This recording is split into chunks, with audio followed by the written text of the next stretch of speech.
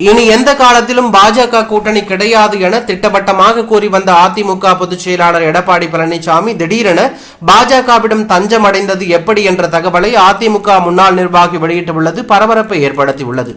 இது தொடர்பாக முன்னாள் நாடாளுமன்ற உறுப்பினர் கே.சி. பழனிசாமி வெளியிட்டுள்ள சமூக வலைதள பதிவில், சில மாதங்களுக்கு முன்னர் எடப்பாடிக்கு நெருக்கமான ஈரோடு ராமலிங்கம் தொடர்புடைய இடங்களில் ரெய்டு நடத்தியது வருமான வரித்துறை. அங்கு பல கோடி ரூபாய்க்கு வரி ஏய்ப்பு நடந்திருப்பதையும் கண்டுபிடித்திருக்கிறார்கள். அங்கிருந்து நூல் பிடித்து விசாகப்பட்டினத்தில் உள்ள ஒரு இரும்பு ஆலையில் ரெய்டு நடத்திய அதிகாரிகள் மிகப்பெரிய அளவில் ஜிஎஸ்டி வரி ஏய்ப்பு நடந்திருப்பதையும் கண்டுபிடித்தார்கள். இந்த விவகாரங்களில் எடப்பாடியின் மகன் மிதுனும் சிக்கி இருப்பதாக தகவல்கள் கசிந்தன. இந்த சூழ்நிலையை கணக்கில் எடுத்துக்கொண்ட அமித்ஷா ஓய்வு பெற்ற நீதிபதி ஒருவர் மூலம் சேலத்துக்கு மெசேஜ் அனுப்பியிருக்கிறார். அதில் தான் ஆடி போயிருக்கிறார் எடப்பாடி பழனிசாமி. இந்த நிலையில் தான் எடப்பாடி பழனிசாமிக்கு மிக நெருக்கமான 3 தொழிலதிபர்கள் உங்களோடு இருப்பதால் தான் எங்களையும் குறிவைக்கிறது டெல்லி. அவர்கள் ஓங்கி அடித்தால் எங்களுடைய தொழிலை மொத்தமாக நாசமாகிவிடும் என்று சொல்லிவிட்டு ஒதுங்கி கொண்டிருக்கிறார்கள். பல வருடங்களாக தன்னுடன் பழகிய நண்பர்களே டெல்லியின் ஆட்டத்துக்கு பயந்து ஒதுங்கி கொண்டது. இது எடப்பாடி பழனிசாமியை உளவியல் ரீதியாக பாதித்துவிட்டது. தன்னுடைய தலைக்கு மேல் வெள்ளம் கரை புரண்டு ஓட தொடங்கிவிட்டதை உணர்ந்து கொண்டார் எடப்பாடி பழனிசாமி. சந்திப்பின் போது கத்தையாக டாக்குமெண்டை தூக்கி மேஜையில் போட்ட அமித்ஷா, எல்லாம் உங்களை பற்றிய டாக்குமெண்டுகள் தான் என சொல்லி சிரித்திருக்கிறார்.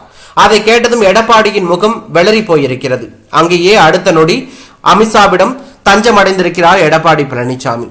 மேலும் தன்னுடைய பொதுச் செயலாளர் பதவியை காப்பாற்றிக் கொள்ளவும் தன் மகனையும் தன் சகாக்களையும் ரெய்டு கைது அஸ்திரங்களிலிருந்து பாதுகாக்கவும் தான் அமித்ஷாவை சந்தித்திருக்கிறார் எடப்பாடி பழனிசாமி. ஆனால் தமிழகத்தின் நலனுக்காக சந்தித்தேன் என்று பச்சையாக பொய் சொல்வது மக்கள் முட்டாளாக்கும் செயல். இதனால் மக்களுக்கும் கட்சிக்காரர்களுக்கும் அவர் மீதான நம்பிக்கை குறையும். மேலும் இந்த சந்திப்பை முறையாக மீடியாக்களிடம் தெரிவித்துவிட்டே செய்திருக்க முடியும். இவ்வளவு சர்ச்சைகள் எழுந்திருக்காது. ஆனால் தான் சொந்த பிரச்சனைகள் பதற்றத்தில் மொத்தமாக சொதப்பி இருக்கிறார் எடப்பாடி பழனிசாமி. இப்போது அவர் காட்டி வந்த வீராப்பு பிம்பமெல்லாம் சுக்குநூறாக உடைந்து போயிருக்கின்றன என்றுதான் சொல்ல வேண்டும். எடப்பாடியின் இந்த சந்திப்புக்கு பிறகு கூட்டணிக்கான பரிசம் போடப்பட்டு விட்டதாக உணரும் அதிமுகவினர், சிறுபான்மையினரும் பாஜக எதிர்ப்பாளர்களும் கடந்த தேர்தல்களில் நம்மை புறக்கணித்தார்கள், இந்த முறையும் புறக்கணிக்க போகிறார்கள் என கொதிக்கிறார்கள்.